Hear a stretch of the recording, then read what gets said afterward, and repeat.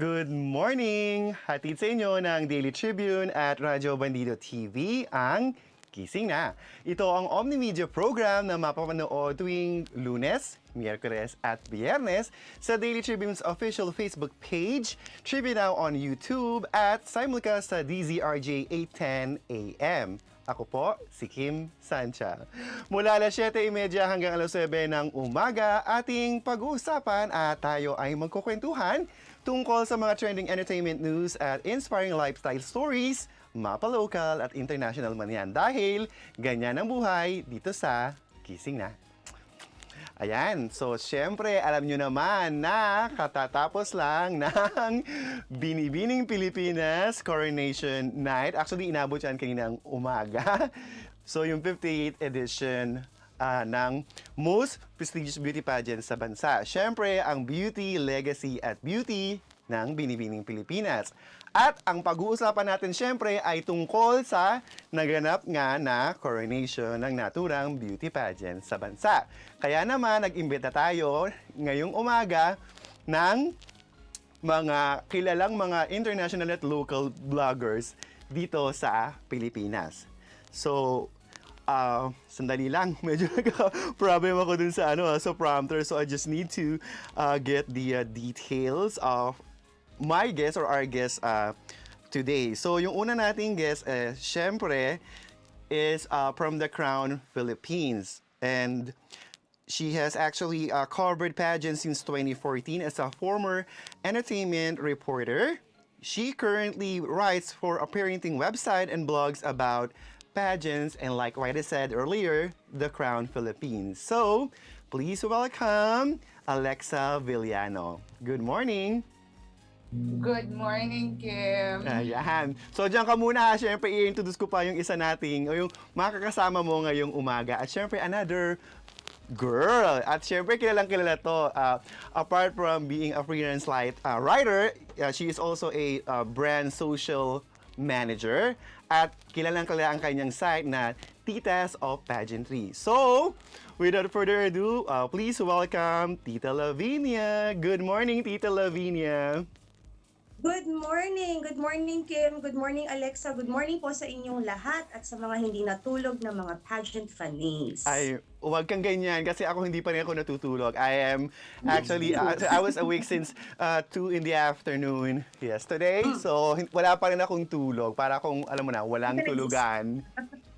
How about you, Alexa? Natulog ka ba? Ako? Oo. Actually, maswerte ako nakatulog ako. Pero like, I think every, like, Lavinia, lahat tayo medyo pagod, Yes. puyat, but we're all I think it was worth it. I mean, this is probably like this has been a long time coming. Of course, last year bumalik ang Binibining Pilipinas, but this year, syempre, iba because this was the first time na talagang full pack audience na. Kasi last year medyo limited pa, but this year medyo, Yes. it was technically back to normal. Right. Ayan. At ayan, pag-uusapan na nga natin yung 58th edition ng Binibining Pilipinas. So, ang una kong itatanong sa inyo, syempre, hihimay-himayin natin yan, hindi lang yung mga girls, alright? So, yung opening with the SB19. So, anong masasabi nyo doon? Ikaw muna, Tita Lavinia. Sa totoo lang, syempre pag opening talagang, ngayon ang benchmark ko pa rin is yung Raise Your Flag nila, Qrown noon, with Philippine Cadet. So, pagdating sa SB19, in-expect ko talaga. Kasi kung saan kami nakaupo, medyo malayo kami, nasa lower box kami. Alam namin, puro mga fans ng SB19. Right. So, alam mo yun, after 2 years na walang ganap sa Binibining Pilipinas, you crave mo yung energy na yun. Does it matter kung fan ka nito o hindi mo kilala to, o ngayon ka pa lang na-i-introduce sa mga groups na to, but you kind of feed off from their energy. So, saya lang. Parang, I belong here. Right. And Alexa? I don't know. I'll piggyback on what Lavinia said. Yun na nga, it's like, the opening, syempre, has to be energetic. And obviously, when we talk about, obviously, it was very lucky na it was SB19. We know na P-pop is the in thing right now. So it was only natural na talagang kunin nila ang hottest group right now to open the segment, because if you look at it from a point, if you look at it naman, Kim, for the last 3 months, no, halata naman talaga that the concept was P-pop. And actually, Araneta has become the home of P-pop because of the concerts they've been doing. So it was only right that they put SB19 as an opening. And syempre, ang daming, of course, nasabi na rin naman ni Lavinia, ang daming 18 fans. I've seen sa may nakita ko sa front ng ilang mga tiga-media, may mga nakaupo malapit-lapit sa area natin na may nagtataas ng mga banner. Mga parang mga banners at mga parang light sticks ng SB19. So yun. At actually, gusto ko yung sinabi mo yung P-pop.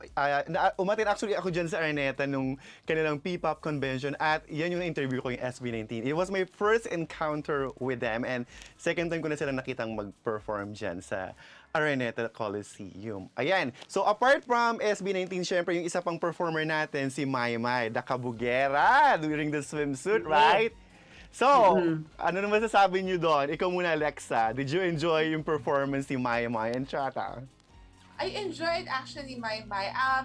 Actually, a couple of weeks ago, they had a dance rehearsal sa Adlib.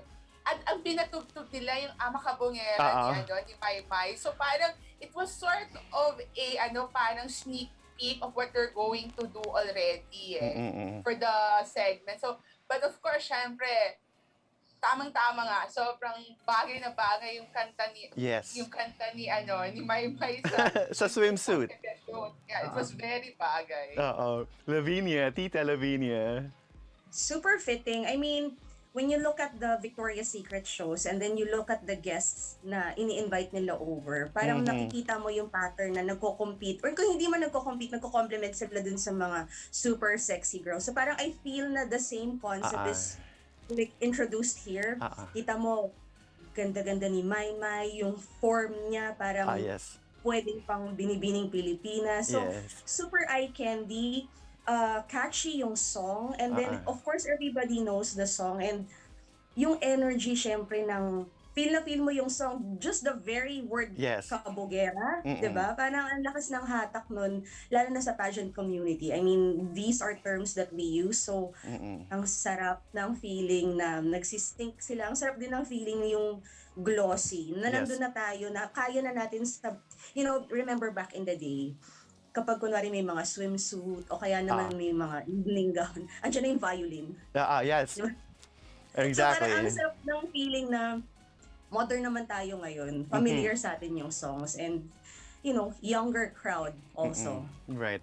And I'm not sure if you're going to agree with me. Dun sa, of course, sa opening ng SB19, the Win Your Heart, right? That's the title. It's actually a rearranged version of the original. So, I actually like this one as well. Yung tune, yung upbeat, at saka medyo naging updated siya, parang level up, or para isabay ba sa tunog nung makabagong panahon or yung ngayong panahong ito. And then, yung mga nag-perform, yung doon naman kay Maymay, ito pala, it's actually a celebration of OPM eh. Even sa evening gown, di ba, Filipino din yung, Filipino song din yung background. So, yun yung isa kong napansin, di ba? Totoo yun. And actually, just to add something, Kim, sa sinabi ni Lavinia, if you look at the lyrics of Ama Kabongera, it's actually, there's a term there, pang beauty queen. So it fitting. It's really fitting. It's a fitting song talaga. It's about being confident And I'm sure everybody has seen Maymay's video na talagang, it's very, talagang it's really about confidence. Kasi syempre, nagsustrut sila in their swimsuit and their evening gowns. Syempre, kailangan mong maging kabog. Talaga sa stage. Kaya, saktong-sakto nga yung music tapos di ba naka-swimsuit ka, kabogera, you're gonna like that, di ba? So, tapos with so, di ba? Snappy kasi rin, di ba? Snappy yung song So parang, ang daling bagayan ng strides, ang dali niyang lakarin, ang dali niyang rampahan. Right. At after niyang mga performance yun sa Binibini, dadako naman tayo sa host. So, I think wala na kayong masasabi dun sa dalawang host. Fitting din yung dalawang queens na yon, di ba? Pero pinag-usapan, kay Catriona yung kanyang earrings. Ang laki-laki. Napansin niyo ba yon? What would you like to say about that, Wow, Tita hindi pa natin Lavinia? mapapansin yun. Ano ha? Hindi ba natin mapapansin yun? Parang equivalent ng mga mukha natin. Yan. Right? Di ba napansin namin pinag-uusapan, oh my God. O, di ba? Ano yun eh? Ano yun sobrang laki? Ayaw pa kabog. Pero Kerry ha, I love it. Pero Kerry, alam mo kasi, pag titingnan mo yung fashion ngayon, may trend talaga, lalo na on the rise against ladies, Schiaparelli. And then nakikita mo, very, very visual sila, bordering on, parang surreal na yung art na ginagamit nila. Like, I remember last year, no, when was that? Last year ba? Last year ba to? O yung naka-breastplate naman si Nicole. So parang feeling ko, level up din. At saka natutuwa kami kasi, I don't know, let's stir the pot a little bit. But last year kasi, kinabog ni Nicole. Yes. Kumbaga for the first time, medyo hindi ganun kakinang yung styling ni Kat. So I gotcha. natutuwa ako ngayon na medyo level up Level tayo, up. Kat. Diba? And Ayun. sexier, ha? It's a Tama. little sexier kasi Kat is known to, wear appropriate clothes, but ngayon medyo mas flashy, 'di ba? Mas edgy, so kakatuwa. Right. Alexa? Ako naman, ang napansin ko actually, kung napansin ng marami yung earrings ni Kat, ako ang napansin ko honestly is really the clothes. Especially in the particular segment na parang si Nicole, yung clothes niya, yung mukhang biglang bumuga yung mga rosas. Yan. So I'm like, okay. Pero parang feel ko talagang it's very couture, but you know what? They did it last year, they did it again this year. So kudos to them. I mean, syempre, kailangan ng magpabongga din ng mga hosts natin. And tama ka, Kim, we obviously have nothing to say much. I mean, microphone drop moments din naman si Kat at si Nicole. So Perfect combination. It was really a perfect and they've always been a good combination. Yes. Even when Nicole was still doing co-hosting of Binibining Pilipinas. Siyempre, hindi din natin palalampasin si Samantha Bernardo at si Edward Barber, diba? So, I actually love yung boses ni Edward, yung pagkamababa, buo. Deep, oo. Boy next Napakalinaw. door, deep. Ang ganda ng boses. Kaya sabi ko, oh my God, konting-konti pa, nandun na yun sa taas. Siya na Buti yung... na-tap nila yun, no? Oo. Buti na-tap nila yun. Parang feeling ko, parang... Next na yan. Pwede na yan, di ba? Next na yan. Konting kembot Mas pa, eye-candy konting alam mo pa siya, yon. di ba? So, yan. Tapos syempre, yung damit din ni Samantha. Nakita niyo yung orange? Yes. Grabe yun, So di ba? Oh my God. Yan. At saka, maganda yung sa kanila, yung sa segment and section nila, yung nag-aasala sa fans, yung mga comment, yung mga favorites being flashed on the screen, right? It's actually maganda rin kasi it's an interaction, digitally or virtually with the fans or with the pageant fans and enthusiasts. Agree, right? Totoo, yeah. And then, naman since last year, it's been like that. Actually, what is Right. good about what Binibining Pilipinas has been doing now is they're getting more interaction with the fans online. Kasi, syempre, aside from the people in Araneta, it's obviously naman na it's only right that the fans watching home or those who are live on social media get to see them. Kasi syempre yung mga views nila, and it's real time, which is which is also very important. Kasi syempre everything is going fast. So this is Digital. Digital and technology is put to good use. So, di ba? At saka napapanahon kasi yun, pandemic, nauso yung virtually interaction, virtually or interaction through the computer or phones or tablet. So, ayun na yun. So, napapanahon din. So, good job. Pero Kasi alam mo, twice Gilbert, go. ang gusto ko rin parang i-share din dyan, parang kudos also to Binibini. Kasi if you have been Binibini fans for the longest time, gets mo yung dynamics ng Binibini. Medyo old school sila. Kumbaga yung changes sa kanila, medyo matagal. So for them to be proactive in using available technology and for them to also live stream this for free na parang alam naman Mm-mm. natin na hindi lang nakasentro to sa Pilipinas. Mm-mm. Apart from Filipino pageant fans scattered all over the world, ang dami-daming foreign fans na Mm-mm. nakatutok also sa Binibining Pilipinas. So, natuwa lang ako sa Binibining Pilipinas na parang given na medyo alam na natin kung paano sila gumalaw, yung talagang lumilevel up sila in using technology. Mm-mm. Easier for us and the fans. And I also like yung lighting ng stage. So medyo technical ako dyan kasi I have experience production stage management. So maganda actually yung register ng ilaw both dun sa live and dun sa TV or dun sa online or YouTube. Talaga Maganda yun yung sa kulay. TV. Yun. Yeah. Kasi parang minsan nagbabasa ako ng comments sa amin, parang Mm-mm. may, may hugot pa sila, may sama ng loob pa, nadidiliman pa rin sila. Ah, ah, ah. So, sabi ko, kasi wala pa rin akong tulog, galing din ako sa live, sabi ko, Oo. I've yet to watch the full The show. full show, sa, yes. Before you make a sa TV. comment. Oo. Right. Pero Right. kung nakikita ko sa screen, nagagandahan naman ako. So, Yes. gusto ko makita, madilim ba talaga? Yeah. Iba kasi yung nandun ka sa live at dun sa TV.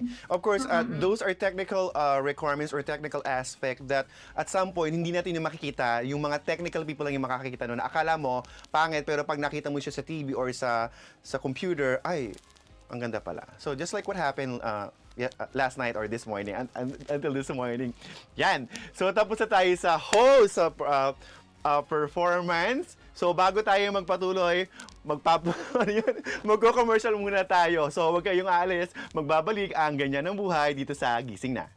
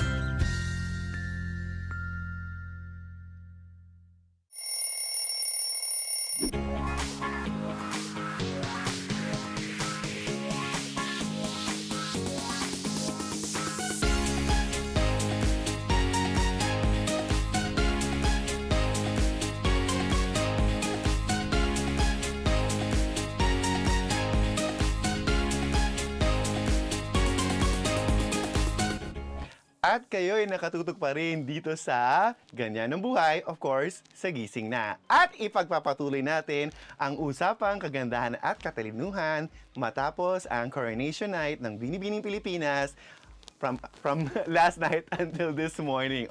Yan yung 58th edition. At kasama pa rin natin syempre si Alexa from the Qrown Philippines and si Tita Lavinia ng Titas of Pageantry. So welcome back, girls, guys, and dolls. So ayan. So, ito pa yung isa sa napansin natin at alam ko agad kayong dalawa, napakabilis ng pacing kasi nagligwa ka na agad. Hinati na agad from 40 to 12. So, ayan. So, syempre, alam ko kayong dalawa, may kanya-kanya tayong mga manok, may mga pumasok, may mga nangligwak, diba? At marami dyan ini-expect. So, kumusta naman yung top 12 sa'yo, Tita Lavinia? Top 12. Na-manage ko yung expectations ko kasi alam ko naman yung top 12 sobrang severe niyan against top 40. Na talagang wala tayong choice kung hindi talagang magligwak ng kahit na sinong frontrunner, kahit na sinong sikat. Mangyayari at mangyayari yan. Hindi pa nangyayari yung tipong sure ka sa lahat ng listahan mo. Parang wala pa yatang nakakatama talaga dyan. So usually, nagsusurface naman talaga dyan yung mga malalakas na girls even on social media. Not surprising. Surprising, yung mga naligwak. Pero yung number, wala talaga tayong magawa. Hindi talaga natin ma-extend. Kung top 16 yan, pasok pa yung mga girls na yun. Alexa? Mute.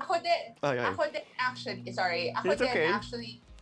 actually ako din may surprises at merong mga sana mga naligwa kasi syempre you expected some of them to make it, pero I think we can Nawala. all agree, I think we can all agree, no, that this bash is one of the most how do I say it right? Actually, this is one of the most competitive bash Yes. talaga. And kahit sino pwede, pero top 12 Right. lang talaga. Yan yung masakit. Yan and yung no masakit. matter- Hanggang and no 12 lang. matter how much, no matter how much you want to input everybody who's really deserving, that's the format talaga. Because if you notice, I think they're following the pattern now of the highest crown, which is Miss International. Yes. Kasi diba, before it's a top 12, top 16, but this year, but in the last 2 years, well, this year top 12, pero last year, may surprise, may wild card. Ngayon, This year, wali.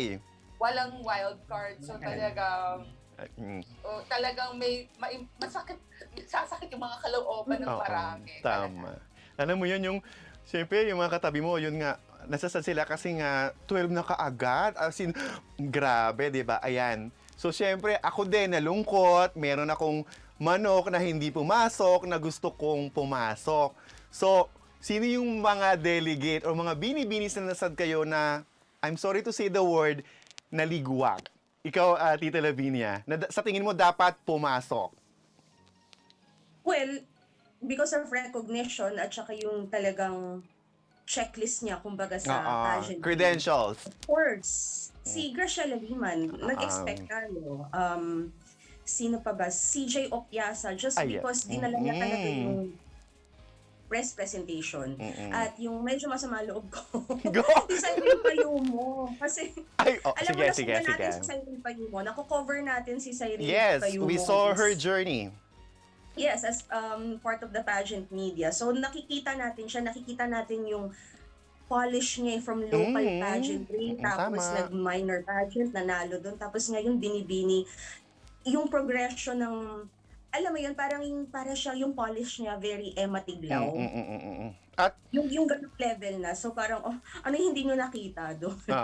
ganun. Wala tayong magagawa. It's the decision of the judges. So, yun. Teka muna, bago ako dumating kay Alexa, agree din ako dyan kay Graciela, kay Opianza, at kay Cyril. Kilala ko si Cyril kasi din personal. Kaya, alam mo yun nung last na, oh my God, iniisip namin, ang dami pang hindi natatawag, pero isa na lang. Alam mo yun, parang, oh my God, sino dyan? So, ganun yung reaction namin eh. So, nakakasad actually na yung mga hindi nakapasok or nakaligwak. Ikaw naman, Alexa, sa'yo naman, meron ka bang idadagdag pa na possible na miss na nakalimutan ko or nakalimutan ni Tita Lavinia? Aside from what you and Lavinia already mentioned, another one that I thought could have made it talaga was Jasmine Makulangan. Ayun! Oo, yun, tama. Yeah, because Jasmine was part of the top of the semifinalists last year. So for us to see her and Graciela Liman not making it this year, talagang what happened. But yun na nga, maybe the judges, again, babalikan ko yung sinabi ko kanina, this was a very competitive batch. So talagang kahit masama ang mga loob natin, pero talaga merong maliligwak no matter what. Kasi Ganyan talaga ganun talaga Tanggapin. What can you do with the format? What can you do with the format, diba? Yes.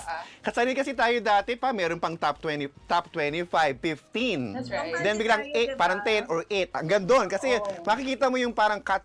Ngayon hindi 40, 12 agad. If it were top 4 parang kasama. Oo, diba? Ang paborito mo and some. Right. Ngayon parang, magpipik ka ng sinong tatanggalin mo sa mga favorites mo. Yun yung nangyari ngayon. If it were a top 20 or a top 15, it would have been a different ball game, I guess. Yes. Pero yun nga, it was a top 12. It was a format that they had to follow. So yun. Ito yung follow-up question dyan sa mga pinag-usapan natin yung mga niligwak. Kanino kayo na-surprise naman dun sa mga pumasok? Can you answer that? Go, Alexa. Siguro personally for me, even if she was part of the Qrown's top picks, Mm-mm. siguro Jasmine Omay was Mm-mm. one. Mm-mm. Syempre, kasi for us, parang Jasmine was there, pero parang she was quiet. Mm-mm. Then I bigla na see. lang siyang I gotcha. bumulusok. So Mm-hmm. it was Jasmine Omay for me actually. Tita Lavinia, Alam mo, bigyan ko muna kayo ng backstory. Kasi go. We love that. sinundan namin yung pageant ni Jasmine Omay, siya ni CJ Opiasa. Mm-mm. So, maaga pa lang, yung partner ko, si Tita Belay, nakabantay na talaga yan kay Jasmine. Okay. Favorite niya talaga yan si Jasmine. Inintroduce niya sa akin, pinost Mm-mm. niya sa page. Sa page. So, over the past few months, weeks, Mm-mm. syempre, nagde-deliberate kami kung sino yung mga papasok. Uh-uh. Solid talaga siya. Talagang naniniwala siya. Hindi like bubulusok talaga yan, makapasok lang yan. Right. Eh ako kasi bandang huli, tipong, dude, hindi na siya sabi ko parang hindi na siya napupush sa styling. Mhm. Parang she's always ladylike, she's always put together. Nothing wrong with this. Kaso lang, wala ka ng parang ibang facet na makita. Mm-mm. So, nung nakapasok siya, sobrang happy kami kasi binantayan namin tong batang to eh. Mm-mm. But at the same time, medyo nakakagulat kasi hindi talaga siya nagpakita ng spark. Mm-mm. Kasabay na si Opiaza, dinala niya si press presentation. So for her to get in and Opiaza na malaglag, Mm-mm. yun yung surprising sa amin. But Okay. yung kasama siya doon, wala namang problema. I mean, good for her. Right. O yan. Tapos, just to give you an idea, I think, baka naman alam nyo, di ba, I interviewed the Binibini. So, hindi lahat kasi yung mga schedule nagka-problem. So, I was able to talk to 34 Binibinis. Okay, Wow. just to let you know. And it was, Grabe. Please. Anyway, bago tayo dumiretso dyan, dun sa interview ko na, ayan, tinali ko yan eh. So, yung any title, 6 ang nagsabi, kahit anong title. Dalawa dun sa 2 titles, ibig sabihin either international and ganito, 4 ang nagsabi dyan. Tapos dun sa Globe, 4 din. Sa Intercon, 4. Grand International, 6. At International, 9 talaga ang nagsabi sa akin. May tanong kasi ako na, ano yung Qrown na gusto mo and why should you be the next Binibining Pilipinas Grand or Globe or something. So yun yung nangyari. Ayan. So, di ba, ito na yung mga winners natin. Siyempre, andyan na si Binibining Pilipinas International 2020, si Nicole Borromeo. Hindi ko siya nakausap kasi yun nga, I think the schedule, hindi siya pwede. Tapos, yung Binibining Pilipinas Intercontinental na si Gabriel Basiano, ang sinabi niya sa akin, gusto niya maging international. Yon. Tapos, siya din yung nanalong best in swimsuit and long gown. So, bago tayo tumuloy, ayan, pag-usapan natin si Gabi, di ba? Best in swimsuit at long gown na naman for 2 consecutive years. Ang masasabi ko lang dito kay Gabi, gusto ko interview ko sa kanya, pero grabe yung gown niya kagabi, as in wow na wow. Kayo ba dalawa ganun din? Ako hindi. Pero wait, may story ako. Kaya Go. ko mabalik na rin. Go. Alam nyo, admittedly, nakita ko tong gown na to bago ni Rampa. I see. And Where did you see it? Can you tell us? Of course not. Okay, sige, that's right. Okay, go ahead. Sige, continue. Hindi, pero medyo uso naman kasi yung consultation, ganun, baka naman pwede. Eh, so sawera kami, so why not, diba? Mm-mm. Pero, nakita ko si gown, sorry, kung sino man yun. Okay. Nakita ko si gown, grainy yung Color. quality. I see. Okay, Parang, ang baba ng resolution. Uh-uh. So, ang rehistro sa akin, nung nakita ko yung gown, medyo nakakalungkot. Kasi yung kulay ng gown, hindi na nga siya matingkad. And then, parang inisip ko medyo downgrade sa perla. Because I really could not see the details. And it seemed like a really bland-looking gown. Parang sabi ko, but parang nawalan siya ng inspiration. Pero I was just so happy when I saw the whole look. Kasi I don't know if it was intentional or if it was an afterthought to put a salakot. Usually, the pageant girls, they don't put anything on their head. Yes. Not even clips, not even accessories. In preparation na syempre yung corona ipapatong. So, I felt that it was really alam ko medyo nagka-problema pa si Qrown, may Oo. mga drama-drama pa dyan. Pero for them to pull everything together, Mm-mm. ganun ka-streamline, tapos may dramatic element, Mm-mm. and hindi nila pinabayaan yung entertainment and showmanship element na ginawa niya last year with that salakot. I mean, Mm-mm. that totally changed everything. I see. Okay. Understood. But ako kasi gusto ko yung drama tsaka yung the way that she carried the gown. Yun yung sa akin. Yung gown is, for me, it's okay. Alexa? Ako naman, personally, no, I think this year, the gown that Gabby wore this year, Mm. is, I would say that I still preferred last year's The gown. last year, the last Gown, time. Last Okay. year. Because that was really Aha. one of a kind. Aha. But, like what you said, no, Gilbert, I would really have to say, ang nagdala for this whole look last night or this early morning, if we should say, is that how Gabby carried, Yes. or how, as you said, the drama that she put into The poise. showing the gown to Mm-mm. all of us. And yun na nga, there was the finesse, there was the class, there was the Gabby Bashano, Gabby Bashano, the movements that made it work. Aha. So it was only right that she won. It was only right that she got that special award. Ayun. Tapos, yung next na title natin, title holder is si Binibining Pilipinas Globe 2022. Siyempre, kilala natin lahat siya. Yung paborito nating lahat na yan na si Chelsea Fernandez. Ang ganda-ganda niya rin. Actually, ang choice ko sa gown is either Gabby or siya. Ang ganda-ganda ng gown. Though parang medyo natatakot ako baka matapakan, parang yung tama ba mermaid cap, 'di ba? Yung baba parang mabigat or parang I don't know kung may certain or slight struggle, but maganda siya sa ang ganda ng tsaka maganda rin yung drama nito, yung pagtingin-tingin sa camera niya kanina or kagabi. Alexa, how about you? What's your take on that? Ako, when I saw Chelsea's gown from the area I was in, medyo na-nervous ako ng slide kasi yun nga ang heavy nung bottom. Yung At hemline. pwede siyang yung hemline, pwede siyang matapilok. Pero you know what, Chelsea's a veteran. Yes. Is veteran already. Nadala niya. Kasi yun lang din yung worry ko. And yung she's actually part of our top 4. Pero syempre, iba lang yung corona, pero there was no doubt that Chelsea actually glowed during the presentation. Tapos ayun pala, nakalimutan ko sabihin, ang gusto niya, hindi ko alam kung nasabi ko na international ang gusto niya nung tinanong ko siya. So, how about you, Tita Lavinia? Si Chelsea kasi yung tinatawag namin sa Titas of Pageantry na pageant unicorn. Yeah. I remember. Yes, right. So, ang ibig sabihin kasi nun, parang this rare candidate na parang pwede mong isabak sa lahat. So, apart from beauty, physique, and everything pang pageant, pasok sa age si Chelsea. So, nilagay namin siya, meron kami tinatawag na non-committal picks. Wala kaming hot picks kasi gusto namin mag-chika-chika-chika. So, ini-explain namin bakit para dun yung kandidata sa koronang yun. Hindi namin nilagay si Chelsea sa Globe kasi parang feeling namin, pwede siya sa iba. Kumbaga, naiikot namin siya sa ibang title eh.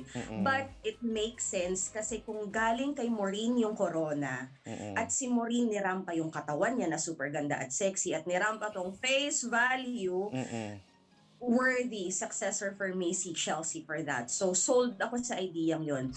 As for the gown, alam ko medyo hindi ito talaga yung direction ng gown originally ni Chelsea. But I was really rooting for a red gown. Pero syempre, maraming mga technical issues na nangyayari leading up to the competition.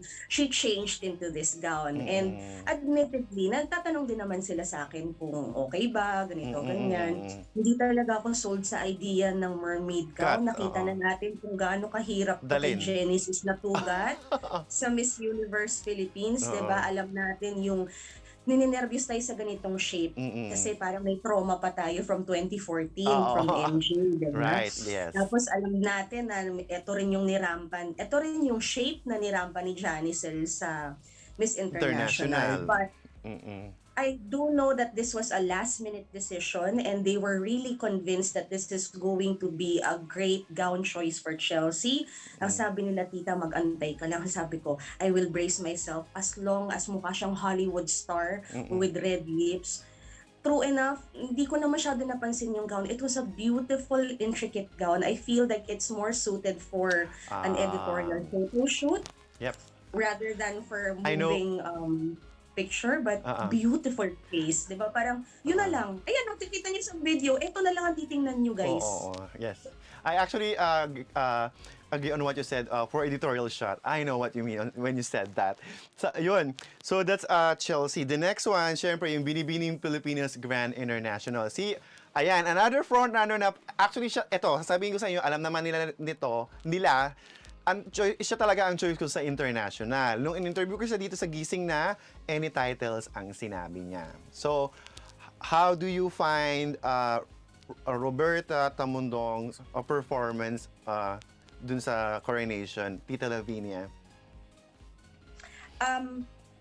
Sa coronation, yung performance niya, hindi enough sa akin. Okay. Alam natin yan. Yes. Huwag na tayong mag-sugarcoat. Medyo mahirap depensahan yung Q&A niya. However, from day one talaga, medyo alam naman natin na yung mga girls pinapackage yan, umpisa pa lang kung ano yung mga bet nila ng mga crowns. So, minsan minamanifest nila international, magiging soft sila, minsan MGI. So, alam ko talaga si Roberta, talagang yung direction niya for international. Pero nakita ko kasi talaga yung potential for the body, yung youth, yung willingness to transform, very ma-PR, maharot, bagay na bagay sa MGI. Ayaw nilang tanggapin nun. Pag pinopost ko sa Titas of Pageantry, sabihin nila, ang baba naman ang tingin mo kay Roberta. Sabi ko, no. Sabi ko, promise, kailangan nila ng ganitong katawan. For the longest time, naghahanap tayo ng lahat ng hinahanap ni Uncle Nawat ninyo, hindi natin binibigay eh. Ito ibigay natin si Roberta, matangkad, ang haba ng leg, sobrang sexy. Hindi nalalayo kay Valentina Figuera. Kebs na kung medyo hindi ganun kapulido yung Q&A niya. Kasi alam naman natin sa MGI, Hindi it's naman. just a show. Yes. Kayang-kaya ni Roberta yun. I mean, kung speech yan and then basic questions, kayang-kaya niya yan. Sobrang taas lang ng standards talaga natin dito sa Pilipinas. Kaya alam mo naman. nasisilip si Roberta. Nasisilip kung hindi at par dun sa ibang mga girls in terms of Q&A. But kung ilagay mo siya sa MGI, with all the goods, come on. Baka ito na yung corona natin. Tama ka, yung mahahabang. Tama ba yung Tagalog? Mahabang bias, yung leg. Long leg. Mahabang bias. Saka, yun, ang isang gusto ko sa kanya, youthful looking siya. Ting itsura yan, tinan mo dyan sa screen. Ayan, Easy sa mata. Ayan. Look. Diba? Ayun. Alexa, ikaw naman. Just to add to what Lavinia said, I think one of the things people tend to forget about Roberta, or as we call her, Qrown. Qrown, yes. Si Qrown, is that Qrown can be a performer. She already has the experience, the pageant experience, diba? So, alam na niya kahit pa paano how to move on stage. Now, actually, si Qrown was actually our pick for MGI. Siguro we saw yun nga, the performer in her. And actually, I was just telling my colleagues na I think she's taking some lessons from the Samantas themselves. Kasi nagpasabog si girl before the finals. Imagine mo, a tribute to all four crowns, diba? Right. And that alone speaks itself. So, ang dami nating aasahan kay Qrown. And you know what? I think it comes to a factor, because we've discussed actually Gabby, Chelsea, and Qrown, is that the three of them have this experience which is in time for the competitions that they will be doing, because sa October na magsisimula yung mga international competitions. Magkakatabi, actually. So, magkakatabi pa. So, tamang-tama lang. Magpapadala sila actually ng medyo may konting training na lang kailangan gawin. And if I want to just add to Gilbert, Lavinia, na somebody told me if you want to please daw Mm-mm. Uncle Nawat, there's one way to do that. Send your best girl to the competition. Now, sasabihin siguro ng marami na, is Qrown our best girl? Maybe not, because as Lavinia said, hindi naman natin lahat obviously madedepensa ng slight yung Q&A, even medyo underwhelming so to speak. But that can be honed.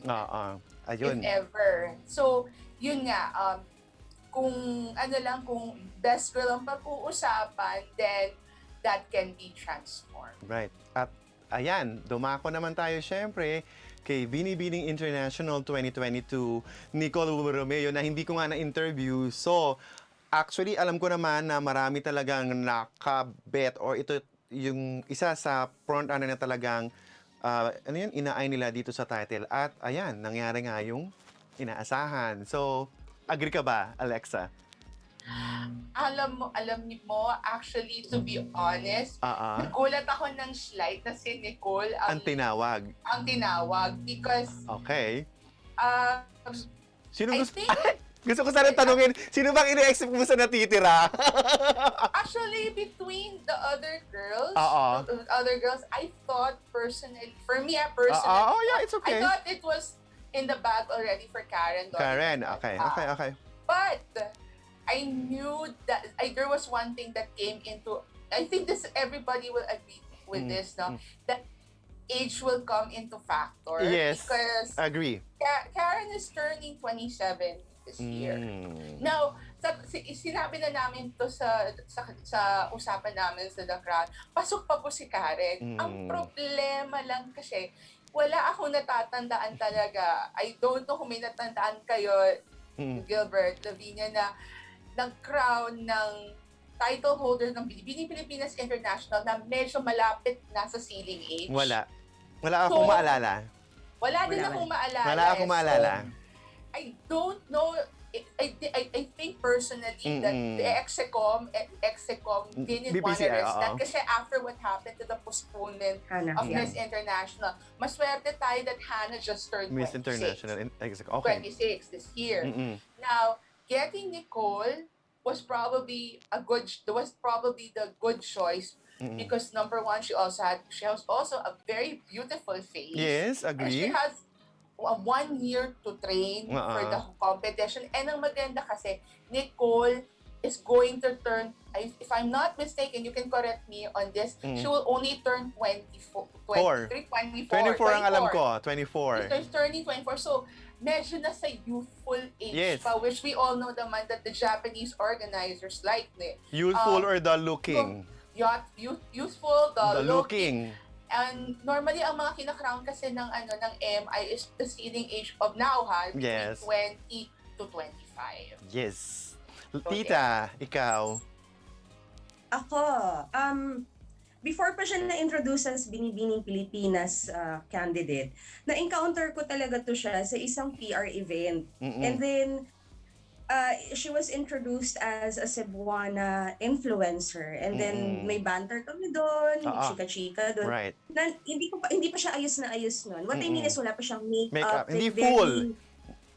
Very vlogger type pa talaga yung itsura niya. Slight. Pero sobra yung comm skills, Yes. yung wit, humor also. Talagang, alam mo, medyo mahirap hanapin yan sa pageant girls. Right. Kasi innate kasi yan lalo na yung humor na yan. Parang minsan mahirap i-gets yan So, when she entered Binibining Pilipinas, alam ko sobrang able yung management team niya. As in, alam ko sobrang hands-on sila. And then, nagpapakitang gilas na siya sa mga speaking engagements, sa mga speaking activity. So, lalong nasesement. Then, with that face, na parang very oriental version ni Marian Rivera. I mean, Yes, how can you medyo. be wrong? Diba? You have the comm skills. Now, having said this edition of Binibining Pilipinas was also like a roller coaster ride. Like when we started kanina, we had a different set of favorites as we progressed on swimsuit. Nalalaglag yung iba. Pagdating na sa evening gown, yung iba. Pagdating sa Q&A, gulo-gulo na tayong lahat. And I felt na medyo steady lang si Nicole doon. Wala siya masyadong pasabog. Even yung Q&A niya na inaasahan mong fireworks, parang naitawid niya lang. So, personally, Miss International ko siya. Nilagay namin sa list yun. Pero pagdating dun sa mismong competition, yung gulat factor ko was, nagulat din siya eh. Kasi parang feeling ko na Yes, feel niya Tita. na hindi yun yung best talaga niya na performance eh. Ako, inisip ko kasi alam ko medyo mahirap na tayo kay Karen Lori, si Yana Aduana talaga. Okay. Medyo feisty si Yana eh. So, pero hindi naman ako umalma na si Nicole Nicole yun yung kasi tinawag.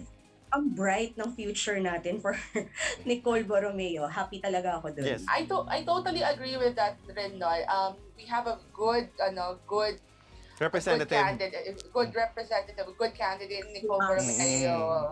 But in addition to that, also Lavinia, Gilbert, no, I think it also boils down to if I can say na we might have not seen something behind Yes. behind the scenes, but I heard Others. that I heard that that the organizers actually like her because of her good attitude. Mabait kasi si Nicole. So I think that boils down also to that also is a plus factor because sometimes sasabihin na maayos naman yung attitude eh. But kasi when you have good breeding and good manners, that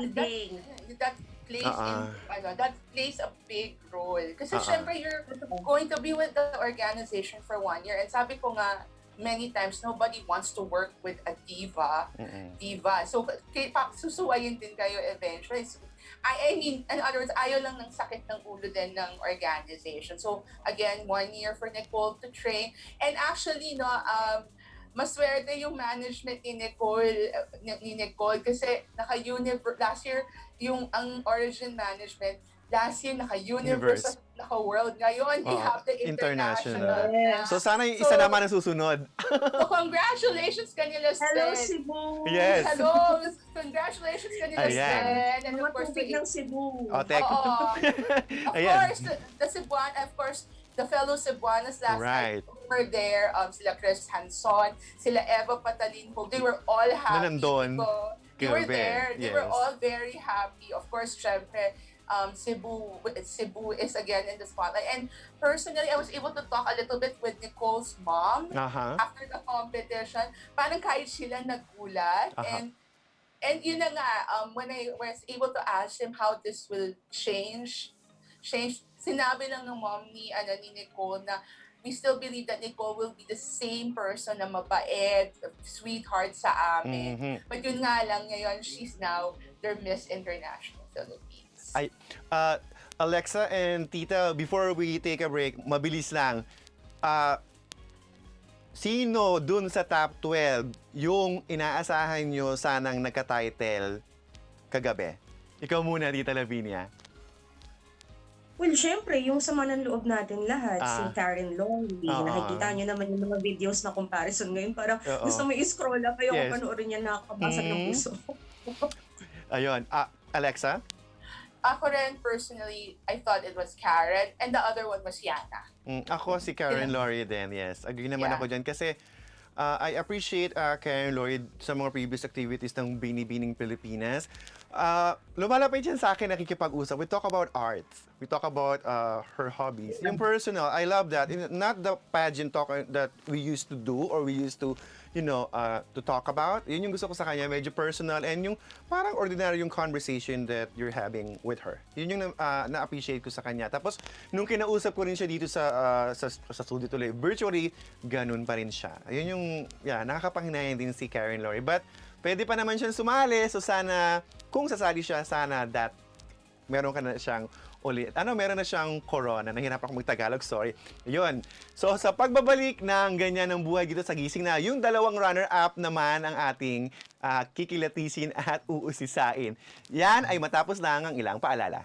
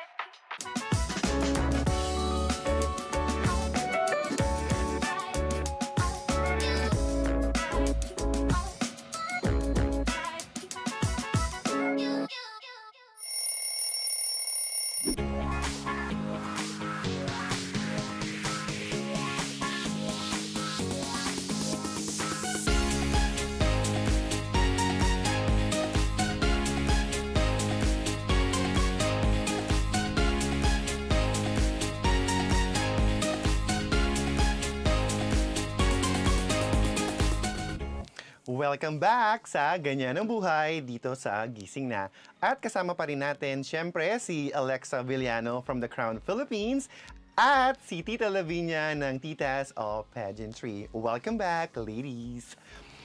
Matapos nating pag-usapan yung mga queens or yung apat na queens ng Binibining Pilipinas, tutungo naman tayo ngayon dun sa dalawang runners-up. Syempre, alam natin yung first runner-up, ang most popular and most trending candidate ng Binibining Pilipinas. Lahat ng activities, talaga namang, alam mo yun, bumulusok, ang ingay, lahat na lang, siya yung pinag-uusapan. Siyempre, ayun na nga, si Herlene Nicole Budol, na ang sabi niya sa akin, at alam din, hindi ko siya na-interview kasi yung time niya medyo hectic. Alam naman natin, hectic yan. So, pero alam natin, gusto niya Grand International. At eto yung nakakaloka dito, kay Nicole, Hakot Awards, di ba? 8 na sponsors awards ang nakuha niya. So, Alexa, anong masasabi mo kay Nicole, yung overall performance niya? Of course, we all know siya si Hipon Girl. Actually, one of the good things about Herlene Nicole Budol was that ang ganda ng transformation niya. I mean, we've seen how she transformed from being a comedian to this refined lady. Although diba, there were a lot of hiccups along the way. Yes. I think we've seen those hiccups ourselves, no? But the point there is now, we can say that Nicole Budol has found herself. Kasi, di ba meron nga siyang persona na sumali siya bilang si Nicole Budol, hindi si Herlene. So, that's a good one. And with regards to the Hakot Awards, alam mo, Gilbert, I have to say, no, all of the sponsors will definitely be very happy because syempre, yung marketability niya with the following that she has, ang laking factor nun for them. Kasi syempre, they got the most popular girl, the most popular girl in the Trending. batch. And siya pa ang trending. Now, a lot of people were actually expecting na she would get a crown. Because nga of all the sponsors that she got, and the sponsor awards that she Lahat, got. halos lahat siya. Halos siya lahat. Yung major sponsor. Yeah, siya. Diba? Yung Manila Bulletin na lang, diba? Tapos yung ano pa ba yun? Yung mga, teka. Manila Bulletins, among others, Manila Bulletins, Silka, yung mga yan, diba? So, yun. Jag Jeans, ayun pa. Diba? But the thing kasi siguro for me now, Gilbert, is sometimes you may be the most, the one thing we've learned, I think all of us can agree, is that even if you're the most popular candidate, sometimes hindi ka, you get a certain placement. Agree ako dun sa sinabi mo. Marami nang from the past. Yeah, you get a certain placement. It may not be a crown, but you get a good placement. So, siguro, a lot of people talaga were expecting, pero yun nga hindi natin alam talaga kung ano yung mahabang usapan ng execom at ng judges.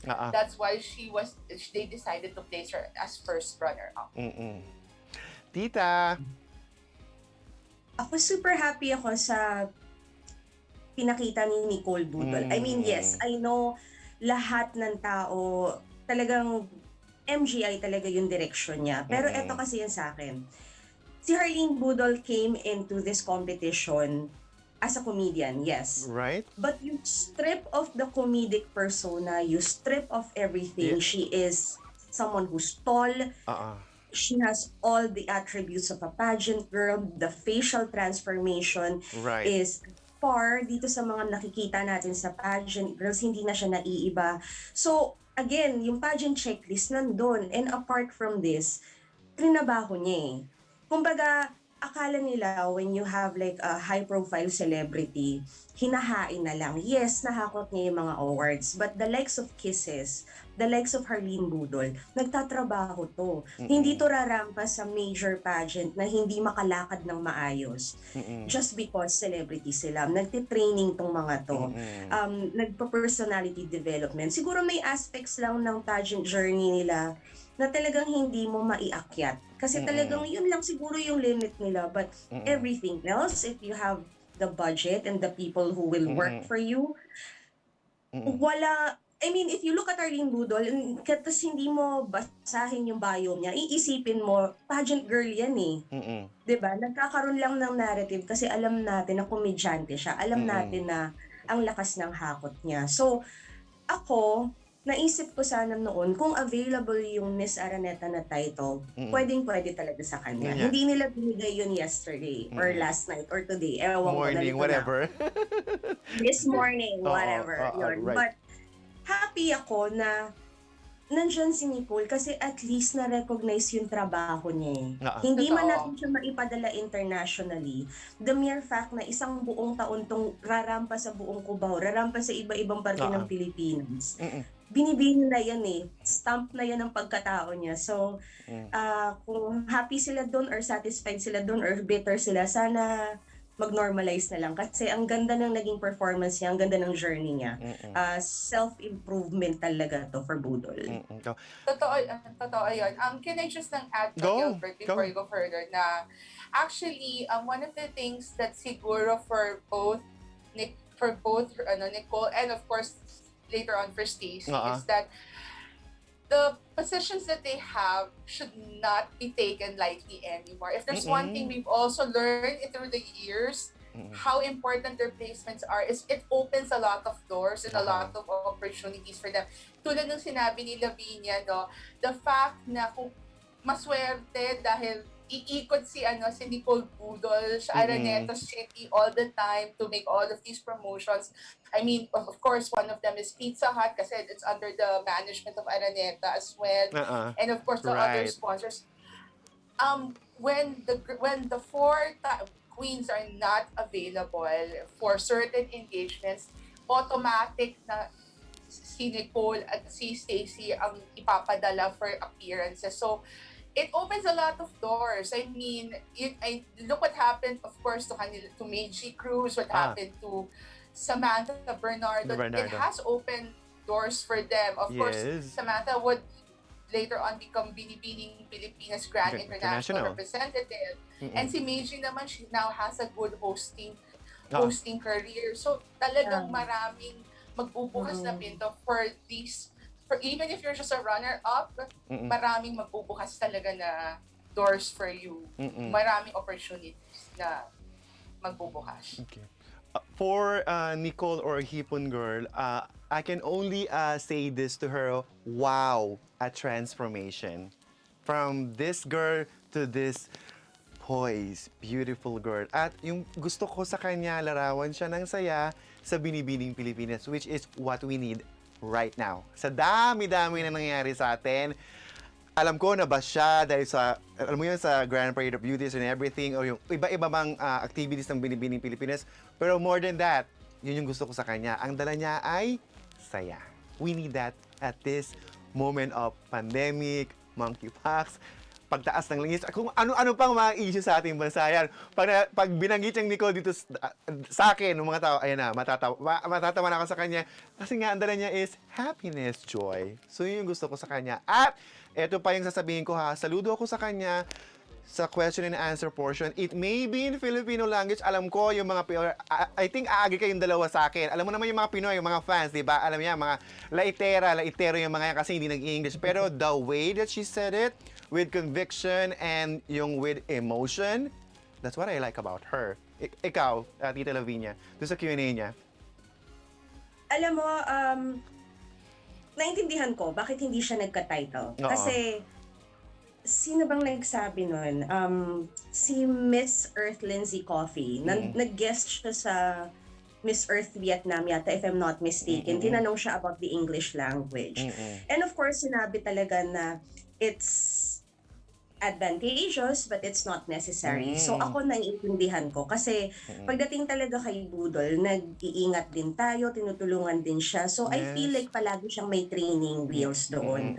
But bigyan mo siya ng time. Kumbaga feeling ko hindi siya mag-work sa limited time frame. Pero kung gusto mong malaman kung gaano siya ka-deep, kung ano yung thoughts niya sa life, Doon. meron siyang i-offer na hindi kayang ipakita sa platform ng pageantry. Yes. So, tuwa lang ako dun sa idea na tinawid niya to eh. Yes. Alam mo yun, trinabaho niya to Transformation. Oo.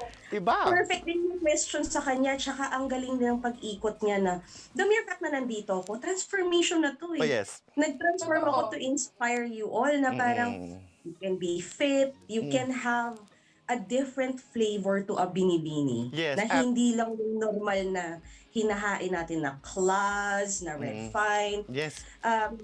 Hindi niya dinog show ang binibini. Natakot tayo doon, aminin niyo. Pero Yes. hindi niya, nirespeto niya ang Binibining Pilipinas for me. Yun, that's what I said. Transformation. She transformed. Diba? Tapos, ayun nga, ang laki din ng, yung ang ganda-ganda niya. Ayan, nakita mo yan, di ba? Yung one-sided na hair na yan, di ba? With a curl na yan. Ang ganda-ganda niya dyan eh. Tapos, hindi siya nagsayaw. Alam mo yun, di ba minsan nakikita natin sa Miss Universe. Pasensya na lang doon sa bansang yun na yung raramba tapos sumasayaw. Sumasayaw, Pero saan galing niya? tama. Hindi niya tayo ginanon. As in, binigyan niya tayo ng nararapat na kilos for a binibini. Totoo. Pero at the same time, she wasn't afraid to be herself. Yes. I think that was the good thing about her. She wasn't afraid to be herself. Kasi siguro, yun din yung siguro na medyo nag-worry tayo in the beginning na sa sobrang transformation ni Nicole Budol. Pero, during the competition, she wasn't afraid to be herself. The fact that, of course, actually the one who asked her, si Cici Asuncion, Filipino-American, the fact he offered pa to speak in Filipino, sabi ko, wow, talagang may nag-adjust. Pero, honestly, kahit ako, it made sense. Na ako, ang masasabi ko lang tagal nung question and answer portion, it made sense eh. Talagang, as Lavinia said, tinawid niya. But at the same time, she wasn't really afraid to be herself. We saw her lean Nicole Budol. Yun. Right. Yun. So, tapos na tayo dyan sa most popular and most trending na binibini. Kaya kasi of all time nga yata eh, di ba? Grabe yung dinala niya talaga sa binibini. Talagang pinag-usapan siya eh. Lahat ng activities siya yung hinahanap. Alam natin yan. Siya yung lagi nating kinakausap. Apart from of course, from the front runner, syempre, ibang flavor to eh, di ba? So, yun yung nangyari kay Nicole. At actually, maganda yung naging journey niya sa Binibining Pilipinas. It's actually worth it. At saka, she deserve it. So, yun. And yung last but not least, ito yung tawag ko talaga dito. I'm sorry yung tinatawag yung Kuda Era. Yung second na si Stacy Daniela Gabriel na ang sabi niya nung tinanong ko kung anong gusto niya. Ito yung sabihan ko lang kayo. In-interview ko to, nasa sasakyan siya. Papunta siya sa Binibini, parang may costume ata, yung national costume para rehearsal. Nakipagdala rin siya sa akin sa sasakyan. Kaya na-appreciate ko siya. So, ayun, sinabi niya gusto niya maging intercontinental, yung kanyang title. So, Alexa, what can you say about Stacy? Actually, I had Stacy as my alternate for Miss Intercontinental. Okay. And I think coming from Cindy Obeneto's Yes. win last year, it was only right because it kind of made sense because yun na nga, nasabi mo na kanina, Gilbert, na na Kuda Era din to si Kuda Era Stacy. talaga! Ang dami niya ding microphone drop Yes. moments. Ang dami niya microphone drop moments. Right. The way she talks. And, I mean, who could forget the Q&A that she got? And of course, syempre, everybody's crush ng bayan, Joshua Garcia asked it. how would you differentiate a historian from a marites? Correct, I mean, diba? if you look at it, Gilbert, medyo Oo. politically charged yung nangyaring tanong. It Oo. was a little bit politically charged eh. And Oo. this is one of the things na sinasabi ko rin sa mga girls when I talk to them after interviews. Huwag kayong matakot na sumagot ng politically charged questions because marami sa mga politically charged questions na yan nakatago in different meanings. Yes. But this one was actually straight up eh. Mm-mm. But there are other questions in the Q&A na parang may mga ingleros ng politically charged current events eh. And nadala yun ni Stacey. So, agree. And ako, the other thing I like to say about Stacey is I felt Stacey deserve a higher placement. Pero you know what, like I said with her Nicole Budol kanina, the second placement will open up a lot of doors for Stacey. In fact, I talked to some of her friends after the competition. Who knows, we'll see Stacey hosting events na rin for Araneta because this is what happened to Meiji Cruz. So naho-hone yung skills. And let's not also forget that Stacey also is also a part-time actress. So medyo yun, magbubukas na ulit talaga yung mga pinto for Stacey. Right. And she has one of them, aside from her Nicole Budol, by the way, she also has a very strong following. Sa likod natin, actually nandun yung, sa pinaka-upper part ng upper part ng Araneta, andun yung fans, andun, led by her mom actually, si Miss Celine. I saw them during the competition, as in talagang totally out supporting Stacey. Tama. Ang ganda kasi actually yung tanong sa kanya mahirap eh, 'di ba? Yung how do you distinguish a historian from a marites? So basahin ko lang yung part. Sabi niya, a historian is one who ang galing-galing actually, a historian is one who recognizes our painful past with factual evidence. Tama naman. Looking back at our rich vibrant history and as well at the times that our humanity was trampled, di ba, on that, and our heritage was almost erased. So yung part nung sinabi niya, di ba? So ikaw naman, sorry, go ahead. That alone is a microphone drop moment eh. Right. One-liner na yun eh. One-liner. One sentence lang yun eh. Boogs. Microphone drop moment. Right. Tita, ikaw naman, for Stacey. Stacey is actually one of my personal favorites. Although limited yung interaction ko sa kanya, ito yung tipo ng kandidata na paminsan-minsan hindi mo alam ba't ang gaan ng loob mo. Ang gaan din yata ng loob niya sa akin.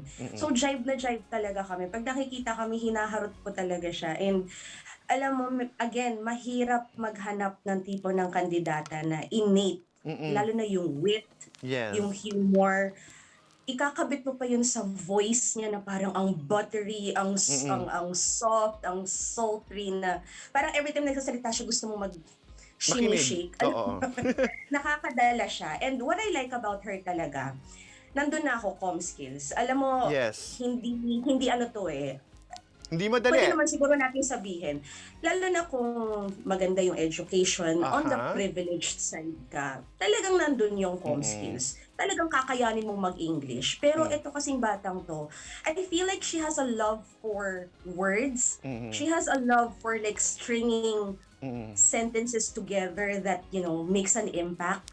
Every time she speaks, it's like a voice-over from a commercial. So alam niya kung paano pihitin yung emotions mo just because may na-drop siya ng mga words na wow, ang gandang word combination yun, parang tagus yun eh. Yun nga lang, feeling ko, kaya rin talaga siya napunta sa second runner-up. Kahit na siya yung top pick ko for Intercontinental, knowing na medyo old school ako ako talaga, mas gusto ko yung medyo matatangkad. Para sabihin kong Intercontinental ko to, for someone so petite, grabe siguro yung qualities ng batang to na gustong-gusto ko. The face is already a giveaway. The personality is like fireworks. Very amiable, very ma-PR. Kung gaano siya ka-alta, ganun siya ka-down to earth. Pag nagchichika-chika sa mga tao, doesn't matter kung fan yan or admin yan. So, ito talaga yung mga tipong pwedeng tumakbo sa eleksyon. Yung ganun, it kind of draws you to like personalities Campaign like this. manager, ganon. Yung gano'n, yung talagang Oo. magra-rally for you, yung Oo. parang cheerleader mo, parang kung nagko-compete siya yung cheerleader ng sarili niya. Yes. So, gustong-gusto ko talaga to siya. Siguro kung hindi lang niya naitaas yung sarili niya, gusto ko siya for Intercon, nakakabulag na ganda, di ba? Pinakamaganda sa mga continents. Siguro kasi, although ang ganda ng sagot niya, kulang. Nawala yung explanation kay Marites. Kung sinabi na lang sana niya, di si Tita Lavinia, yung very definition ng Marites, di sana na-kompleto niya yung ano niya. I got you when you said that. Yes, tama na. And agree ako doon sinabi mo, apart from, comm skill, importante din yung choice of words or yung tinatawag na rhetorics. Yung tama ang gamit ng word. Yun yung ginawa niya doon sa kanyang sagot. Di ba sabi ko yung yung part na yun, yung, what do you call that? Yung, ayun, looking back at our rich, vibrant history and as well as the time that our humanity was trampled. O, di ba? Ang taray. Medyo... Oo. Gilbert, may I just also add na very rare tong ganitong klase ng mga kandidata na katulad ni Qrown na Gray na kayang ikutin yung isang question na mahirap. Na parang it sounds right, it also sounds politically correct, wala ka rin nasagasaan. That's right. Ang hirap ng ganun kasi Skills talagang yun. dapat, it's a skill, either i-hone mo yun ng ilang taon o talagang natural na medyo on the diplomatic side ka. So, ang galing. Alam mo. Yun. At sabihin ko lang din kayong dalawa, yung mga na-interview ko na mga binibini na gusto nilang maging Intercon at Globe, sinabihan ko yan, tinanong ko sila lahat, syempre na, hindi ba kayo nape-pressure kasi yung reigning title holders natin are, from the Philippines. Alam mo, nakakatuwa yung mga, hindi ko na isa-isa kasi maubos yung oras natin, yung mga, kasi apat yung Intercon at saka apat din yung Globe. So yung walong nagsabi na yon, they accept the challenge na pressure. At saka, mukhang tuwang-tuwa talaga sila kapag yung title. Alam mo, yung kita talaga sa mga mukha nila na yun yung title nilang gusto. At okay lang sa kanilang ma-pressure. So, wala silang pake kahit na, yung reigning title holders are si Maureen and si Cinderella o Benita. Yun yung maganda sa kanila. So, di ba natanong ko na kayo kanina kung sino yung mga dapat ang nag-title? Si Karen Lori and sino pa yun? Si Opianza. Sino pa yun? Si Iliana. Graciela. Ayan, si Graciela. Ayan. At buti na sabi mo yun si Graciela, palakpakan din naman natin si Graciela. At deserve niya talaga yung costume na yun naman. Alam natin yan. My gosh, oo. Nung kinausap ko yan dito, talagang tuwang-tuwa siya. Tsaka sinabi ko talaga sa kanya, alam mo bang, nung pinakita yung picture pa, yung exhibit niyan dun sa Araneta na yon, ang unang tanong natin, mga media, mga fans and enthusiasts, paano niyo dadalhin yun sa sa fashion show, di ba? Tapos sinabi ko sa kanya, nung nandun ka na, tuwang-tuwa ka, may nilabas kasi yung mata, yung ilaw ng mata, tsaka yung ganon, di ba? Siyempre, habang naglalakad ka, takot kami, baka bigla kang gumanyan. Natatawa siya, tapos ayun, nasad nga lang ako, hindi na siya nakapasok. Pero one of a kind yung national costume. Oo, tama We can naman. all agree. One of a kind yun. Ayan. So, nasa last part na tayo na ating conversation. Ito na yon, yung Q&A. So, sino sa top 12 ang nag-nailed at yung talagang impressive ang kanilang sagot? At sino yung pinakamahirap at pinakamadali ang tanong? Unahin muna kita, Tita. Kung natatanda mo, I have code ko here if you want. You can mention the name, I can read the question and answer part. Okay. Naalala ko lang kasi I remember, ito na yung time na nagka-internet ako. Oo.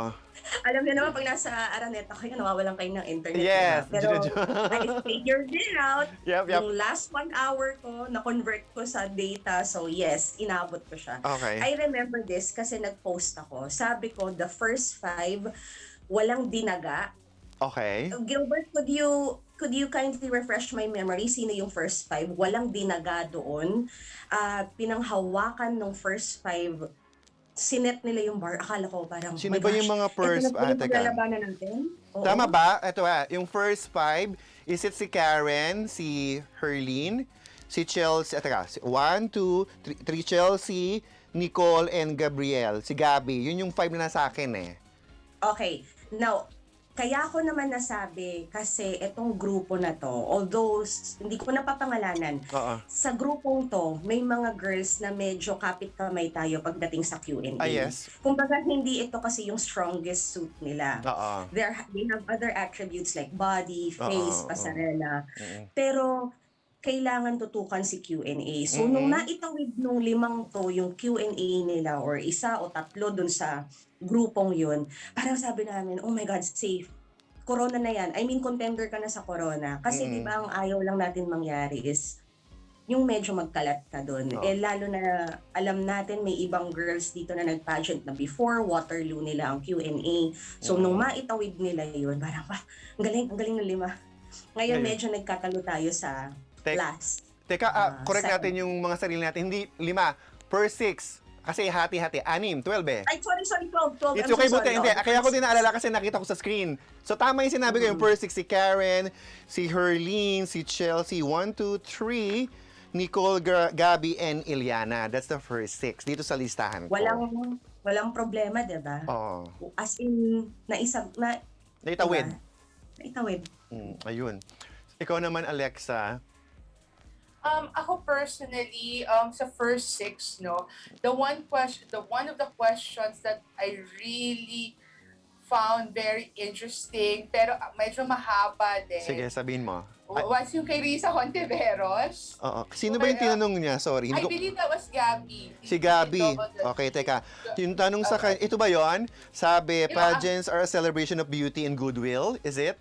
Yeah, and then may nilagay na about toxicity. However, there's also a lot of toxicity online and offline that fails to empower us women. If you win as our Binibini, how will you deal with fake news and other negative comments, criticizing your looks, intelligence, and the way you live your life? Yun yung If tanong. you've noticed, the question has many questions. Yes, ang hirap Sobra. actually. Napansin ko yun. Ang hirap. It has many questions. So, ano yung sa dalawa, kasi for me, no, when I was looking at it, parang tatlong tanong ang ginawa ni Risa Hontiveros. Grabe, di ba? But, naitawid yun ni Gabby because the good thing, I think this is where the context clues comes in. Kasi we cannot pretend for all we know na sa haba ng tanong, na-gets lahat ni Gabby agad. But when she saw, siguro the context clues were toxicity, pageantry, and of course, fake news, na isagot niya yun. Which is, I think, something that, of course, our dear mentors, Tito Boy Abunda has said before kay Tita Manalo, context clues is very important. Kasi, again, hindi natin masasabi na narinig ng lahat ng kandidata yung buong tanong eh. So, yun, si Gabby, yun talaga medyo napabuntong din ako na ang haba ng tanong. Kumalan ako. Ang haba ng tanong pero naitawid ni Gabby. At, ayan, napapag-usapan pa rin natin yung Q&A. Tita, sino yung pinaka talagang wow sa Q&A sa'yo?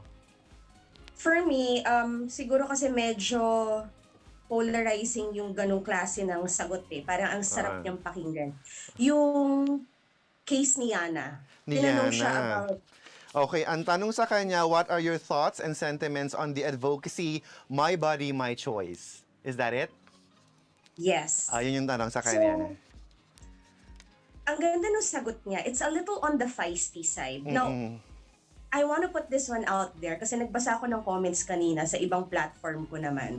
Iba naman yung perspective nila noon kasi they were trying to figure out bakit hindi nakapasok si Yana knowing na grabe yung conviction niya dun sa pagsagot niya. Nung binibreakdown nila, parang sabi nila, Tita, baka naman masyadong mababangga yung conservative society. Kasi parang yung sagot niya, it sounds empowered, pero parang it's also alluding to abortion and something na hindi kasama sa conversation natin dito sa Pilipinas. So sabi ko, oo nga no. That's kind of very interesting. And I also remember, she's very ballsy. I mean, alam niya na expected na meron siyang stand. Kasi, I don't know if you were there, Gilbert or Alexa, nung nagka-press conference siya or press presentation I was there, yes, I during was her there. birthday. Mm. Di ba we asked her questions about marijuana, we asked her about Yes, I remember. legalization. I was very surprised about how refreshing and honest her answers were. Kasi di ba parang nasa medical field din siya. So, for a pageant girl to say, I'm all for it kapag merong, studies, but it depends on the government, mahirap din maghanap ng klase ng kandidata na ang taas ng level pagdating sa pagsagot with Direct, diplomacy. Oo. Right. She picked a side, which is very rare. Mahirap Usually yun. parang, diba? Direct. I picked a side. Direct. And I just like to also add that to what Lavinia said. No, I think it's rare for many candidates at least that you take a stand on issues. Yes. Because palagi you take the medyo either paiikutin mo or medyo you will go for the most popular answer. But if there's one thing we've learned from Nicole Cordovez when she was picked with the Trump versus Hillary Clinton in 2016, go with what you feel. And it's true, and true enough, she got the first runner-up, but she stood by her answer. Kaya kaya this is also something siguro na you may not have won the crown, you may have yung runner-up ka lang, but you will always be remembered for taking a stand. Right. And it's with your values, Right. It's your core values. You always go back to your core value. I mean, there's some people that I've met when they were doing their Q&A. Now they take a shirt that they said this girl was the most inspiring to me. Pero sabihin, you better say another person. I mean, kung paano kung siya yung most inspiring person para sa'yo? And then you say something else. And then mahahalata na parang, you're only doing this. That's a very patty answer na. So, it doesn't matter. It's for those who want to be candidates out there. You know, you may not have the most popular answer when you say something, but you took a stand, and you will be remembered for that in a good way, mind you. Agree. My God, kulang yung oras. Sabi ko sa inyo, matatapos natin yung 1.5 hours. Sabi ko sa inyo, dal-dal tayo di ba? I know, right? Ayun. So, syempre, bago ako magpaalam, you might wanna invite our viewers and listeners dun sa inyong mga page. Go ahead, Alexa. Alright, first of all, thank you very much, Gilbert, for inviting us Of course. to the show. And please, everyone, please don't forget to subscribe to the Qrown Philippines on YouTube, Instagram, and on our Facebook. And of course, please do visit the website www.theqrown.com for more updates. Marami pa po tayong mga ilalabas na stories, not just on Binibining Pilipinas, but also on other competitions. Kung akala niyo po natatapos na ang local pageant season, hindi pa po. Marami pang mangyayari. But we're still also heading to the international yes, exactly. So yun. So thank you very much, Gilbert. Thank you very much to the Daily Tribune for actually inviting us for today's show. Yes. Tita. Yes. First of all, Gilbert, thank you so much for even recognizing and inviting me. Of course. Kakaloka. Yes, naikwento ko naman yung circumstance kung paano ko nakuha tong invite na to. Yes. Gulat naman ako. So maraming salamat, of course, Daily Tribune. I have an Instagram page with my partner, Tita B, Tita Bella. It's called Titas of Pageantry. Mainit-init ang Titas of Pageantry, pero masaya naman doon. Pero if you want to check out like my analysis and talks about gowns and fashion and professional chichi, I have a YouTube channel. It's called the Tita Lavinia channel. So please visit us there. Leave a comment. Okay naman kung magsasubscribe kayo. Bakit hindi? Choosy pa ba ako? Thank you. You're welcome. Diyos ko, napansin ko, Diyos ko, Lord. Suot ka pa pala yung backstage tag, oh. Wala nga sabi sa'yo, wala Hindi ko pa pala Walang tulugan natatanggal. talaga. Grabe, napansin ko lang ngayon. Wala.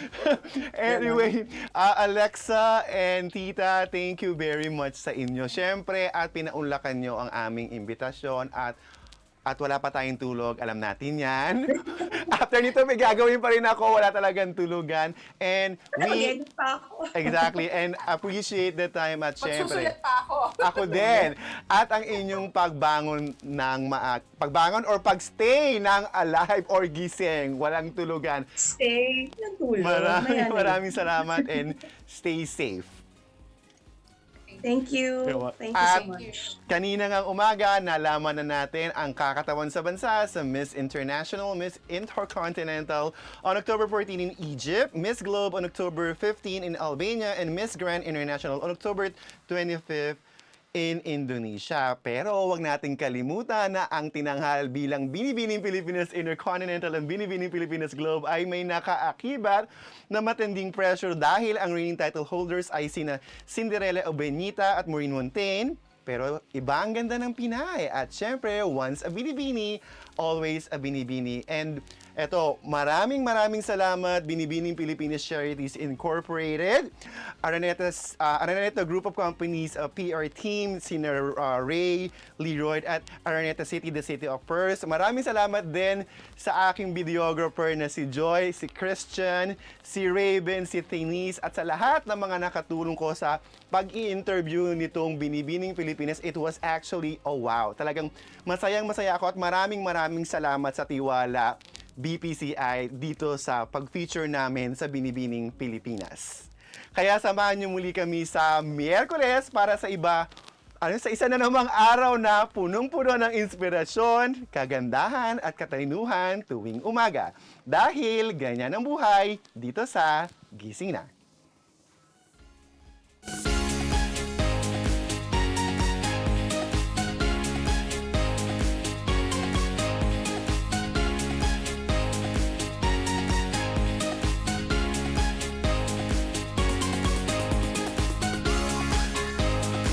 Daily Tribune would like to thank the following: Makati City, SM Supermall, Sharp, Century Peak, Prime Homes, Tulfo, DOTR Railway, LRTA, LRMC, Megawide, PGMA, DBP, CAAP, ICTSI, Aboitiz Power, Aboitiz, Udena, Cocogen, Globe, NLEX, Team Energy, MPT, Philcomsat, FDC, RCBC, Divina Law, Maya, Smart Trade, HMNF, LG, Smart, Maybank, PLDT, Caliraya, Mr. Freeze, Senator Villar, Meralco, Republic Cement, Century Property, EK, Mapicon, Carranza, Houseland, Pag-ibig, Meralco, Isuzu, Toyota, Tok, Suzuki, MG, Angkas, Mitsubishi, Beautyderm, SM Retail, NAC, Mondelez, BPI, Araneta, Insight, Pure Gold, Deco,